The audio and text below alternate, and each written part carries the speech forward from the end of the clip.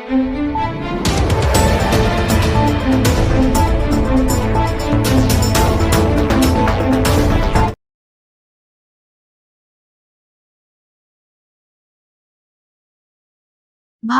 తొలి మహిళా ఉపాధ్యాయురాలు సావిత్రిబాయి పూలే జీవితం అందరికీ ఆదర్శనీయమని ప్రభుత్వ విప్ కాల్వ శ్రీనివాసులు పేర్కొన్నారు.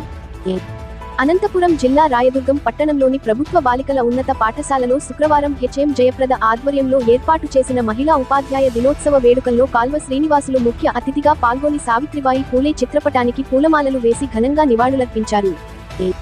ఈ సందర్భంగా కాలవ మహిళా ఉపాధ్యాయుల ఉద్దేశించి ప్రసంగించారు.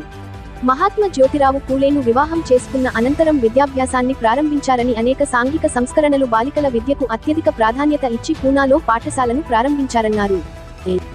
సావిత్రిబాయి పూలే ఆధ్వర్యంలో 50 పాఠశాలలు ఏర్పాటు చేసి బాలికల విద్యకు ఎంతగానో పాటుపడినట్లు తెలిపారు.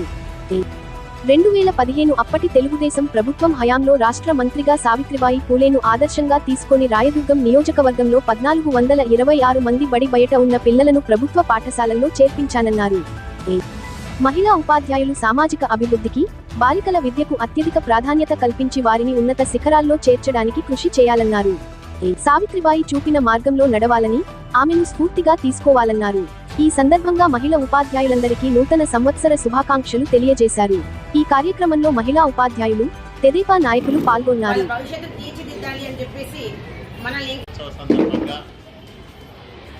సావిత్రిబాయి పూలే జయంతి నాడు మిమ్మల్ని 9 సంవత్సరాల వయసులో 12 ఏళ్ల వయసున్న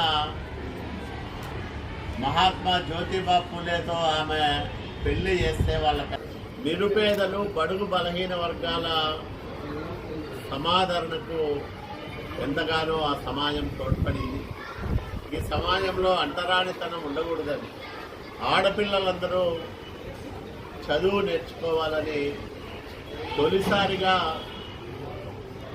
దాదాపు 1848లో అనుకుంటా పూణేలో ఆమె స్కూల్ ప్రారంభం చేసింది. దాదాపు 50కి పైగా పాఠశాలలో నడిపారు. అప్పట్లోనే ఆ పాఠశాలల్లో మధ్యాహ్న భోజనం కూడా పిల్లలకు ఏర్పాటు చేశారు. అట్లాంటి ఒక ఉన్నతమైన ఆశయాలతో సమాజంలో బలహీన వర్గాలు, బడుగులు, వాళ్ళ పిల్లలు బాగుండాలనే తలంపుతో జీవితకాలం పనిచేసిన మహనీయురాలు సావిత్రిబాయి పూలే. ఇవన్నీ కూడా చేసేవాళ్ళం. ఆమె జీవితం చదివితే మనం గతంలో ఈ నియోజకవర్గంలో చదువులు వడి అని మంచి కార్యక్రమాన్ని ప్రారంభం చేశాం. ఎందుకంటే అత్యంత వెనుకబడిన ప్రాంతం రాయదుర్గం, పేదలు ఎక్కువగా ఉండే ప్రాంతం, ఆడపిల్లల చదువుకు చాలా కుటుంబాలు అంతగా ప్రాధాన్యం ఇవ్వని ప్రాంతం.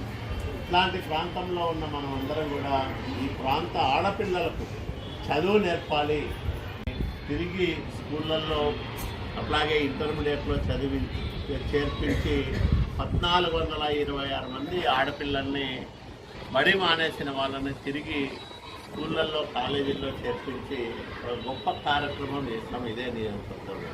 దానికి స్ఫూర్తి సావిత్రిబాయి పూలే గారు. అంటే ఆమె సమాజం కోసం, సమాజంలో ఉండే పేద పిల్లల కోసం తన జీవితాన్నే సమర్పించింది. అట్లాంటి ఒక గొప్ప సంఘ సంస్కర్త జననం ఈ భారతదేశంలో మహిళల విద్యాభ్యాసానికి, బాలికల చదువుకు అంకురార్పణ చేసింది.